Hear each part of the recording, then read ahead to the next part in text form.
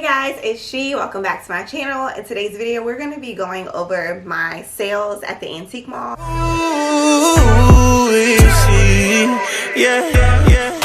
So for those of you who are reselling online or reselling in the booth or doing both like me, you'll like this video because it gives you like a new perspective. I know sometimes a lot of people see these little shops at antique malls and little like vintage shops and things, and they think like, oh, should I rent a space? And so I'm going to tell you today like a little bit of the pros and cons of selling online versus selling in an antique mall. And then I'm going to go over my sales for you. I'm going to show you the difference between when you put effort in and when you kind of neglect it. So the first pro of selling at an antique mall space is you don't have to meet with creepy people in person. So I never really met anyone super creepy. There was only one time I met this guy. He was a heart doctor. He drove all the way from North Carolina to Virginia Beach, Virginia to meet me to buy this old piece of art. And he definitely tried to fill me up. I was so happy at this time when I was meeting people. I will always meet them in a public space. So I met him at like a fast food restaurant right on the corner like of my neighborhood. My neighborhood's kind of big, so you know, it's not like he could drive through and just find me or anything. But I met him and like two other ladies on a Saturday morning to sell them some items. And I'm glad that there was other people there because he definitely tried to touch me and it was weird. So when you're selling at a space at an antique mall, if you ever get like a creepy feeling, let's say you post something on Facebook Marketplace that you want to sell, if you don't feel comfortable meeting the person that wants to buy it, you can literally just drop it off at the antique mall. Yes, they are going to take like a small percentage of that sale. At my antique mall, they take 10%, but it's worth it because if I ever have somebody that I don't feel comfortable meeting with, I can just drop it off at the antique mall and boom, I'm safe. I make my money, and then also I save myself time because there's times where I'm just too busy to like drive to go meet a person. And you know, you don't have to do all the coordinating. You could just let them know the business hours and they can drive there and pick it up. Also, another pro for selling at the antique mall is like if you have a large item that maybe is just too big and heavy for shipping, or if it's highly breakable, you can sell. It's safer to just sell it at the antique mall versus having to go through the logistics of shipping it through a shipping company and it potentially breaking. So a con would be that you do have to share profits. So I think personally, depending on the price of the item, let's say that we were selling this little tree, and this is from Target, by the way, guys, if you're interested. I thought it was so cute. But let's say we're selling this tree for $15, okay? Online, somebody would pay for their own shipping and they would pay the $15, and Facebook Marketplace, let's say, takes 5% of the sale, okay?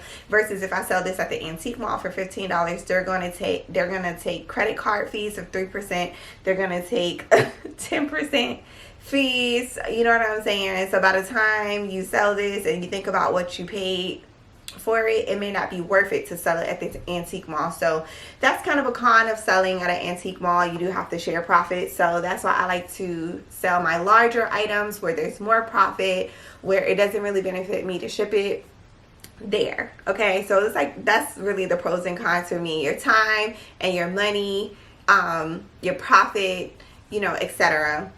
And so now we're going to talk about, I know that was very short and sweet. If you guys want a more like detailed like video about selling in person versus selling online, I will be happy to make a video like that. There's one more point I want to make before I get to my sales reports, because I know you guys really like when I share my sales. When I sell certain items online, I'm guaranteed to make more money, okay? I noticed like at antique malls and vintage shops, because I like to shop them too. Me personally, like I see a lot of items like the blue and white china per se. Let me grab something because some of you probably are like, what the hell are you talking about right now? And I'm a visual person. I'm not going to edit this video because, child, I'm lazy today. And I have items to pack up from my Etsy store. So we're not doing no edits in this video today, okay? Sorry in advance. So like these items, right, I got from a thrift store. This was $1.98. It's like a pretty blue and white fan. And then here is a little tea kettle that's blue and white. Both made in China, hand painted. They're in that blue and white chinoiserie style, right? if I were to sell these in the antique mall, I could probably sell this one for maybe like $14.95, and this one probably about $24.95 if I'm lucky. But if I was to place these two items online, I probably can get around $25 for this one, and I would say anywhere between $30 and $36 for this on a good day, okay? And then the customers would pay for their own shipping. So when you're selling in person, people like a deal, okay? They like to walk through and see this and like, oh, this is cute, and they don't want to pick it up and go, $25, like, hell no, I'm not doing that. But like, you know, the cheaper price, whatever I stated, like, it has to be in an antique mall. I noticed it has to be priced to where somebody impulse buys it, especially smalls, because these are things that people can just pick up and take them with them. They don't have to think too much about it, versus like a larger item.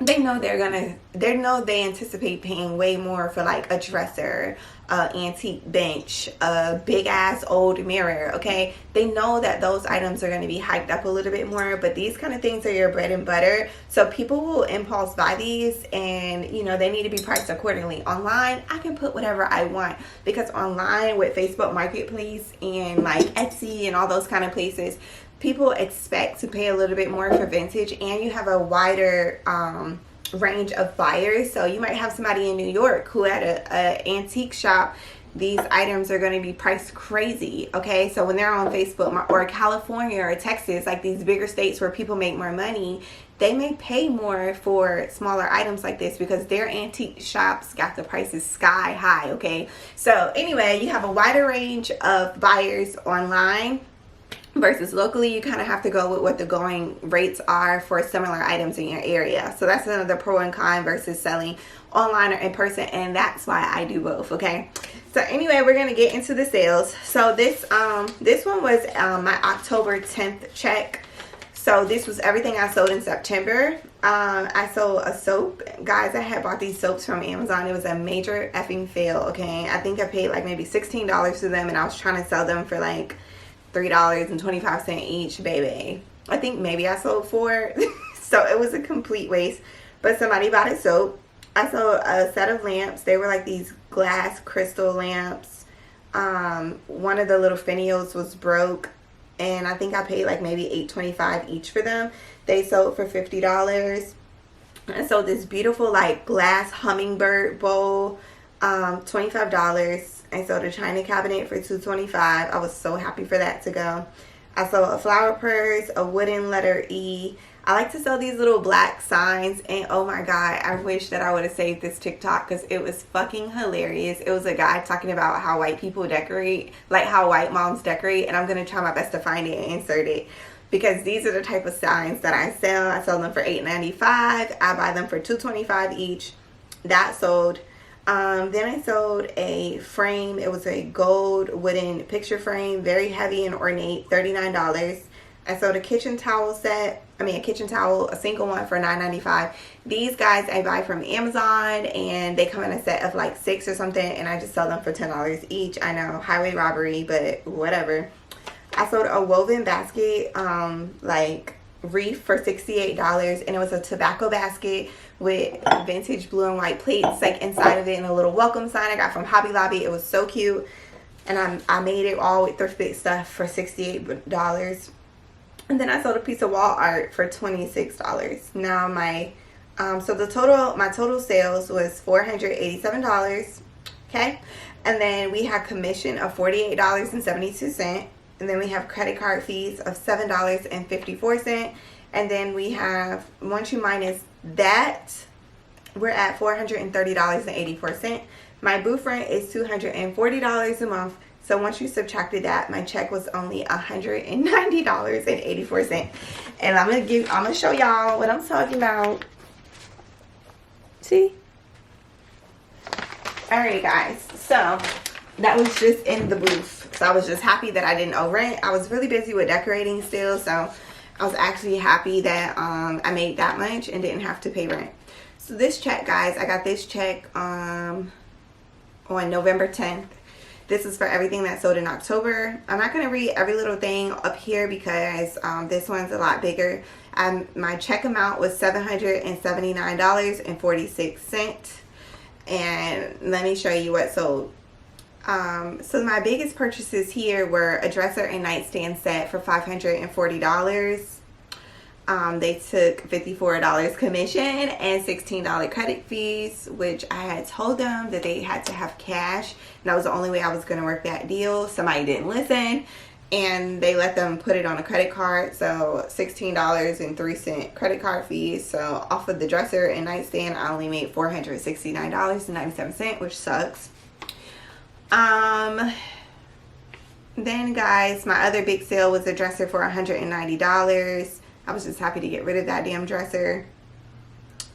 I sold a small Bombay chest with a key for $75, and this is one that I put flowers on.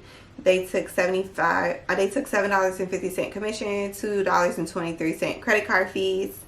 I sold a garden stool. I buy garden stools on Amazon and put them in my booth. They're like $50. I sell them for anywhere between $80 and $100, depending on if the customer wants to work a deal.